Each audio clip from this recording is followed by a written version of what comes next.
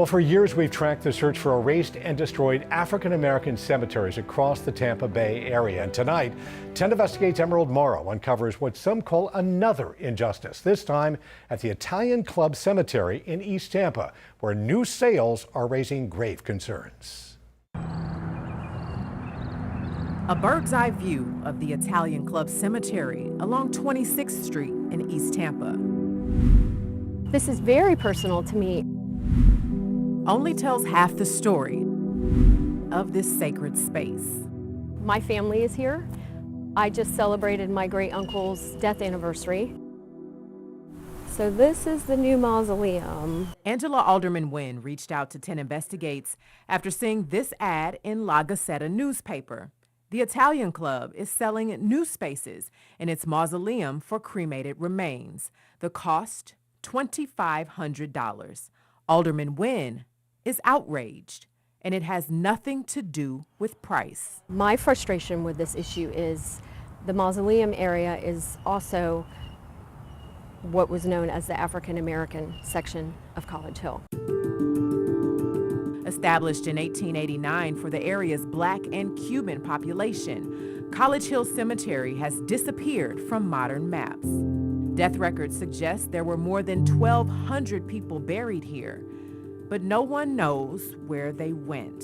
They had families, they were loved, they have legacies they left behind. And there were some prominent Tampanians laid to rest here, including Robert Meacham, who rose to prominence after slavery, becoming a Republican state senator in 1868.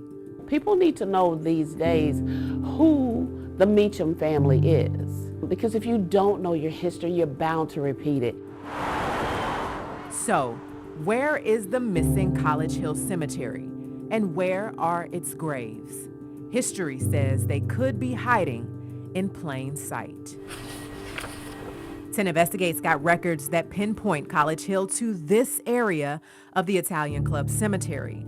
Archaeologists with the University of South Florida used location data to place old plat maps from the 19th century over today's landscape. They're from like 1889.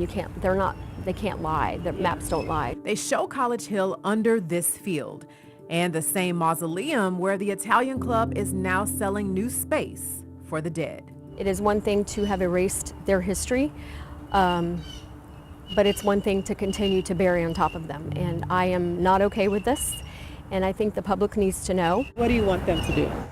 Honestly, I just want them to make it right. For Alderman-Wynn, making it right would mean releasing the results of a radar scan the Italian Club did a few years back, an investigation that could determine if some or all of the missing 1,200 graves from Cottage Hill Cemetery are still here. They scanned probably almost 3 years ago and refused to release it.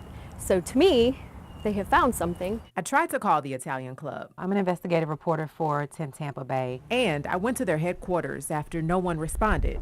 I was never able to get in touch with anyone. It's a whole level of disrespect to African Americans that are buried there. And honestly, it doesn't even have to deal with race or color or anything. No one's grave site should be built on. City leaders agree. 10 Investigates got a copy of this letter that Councilman Luis Vieira sent to the Italian Club in February, saying that council was disappointed the group did not show up when council made a motion for the group to appear in 2024 to address the grave concerns. The big issue that we want is some sort of a response on what the scan revealed.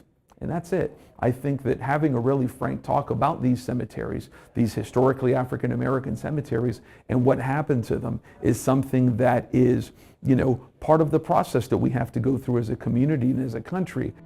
It's just silence. That's all I get.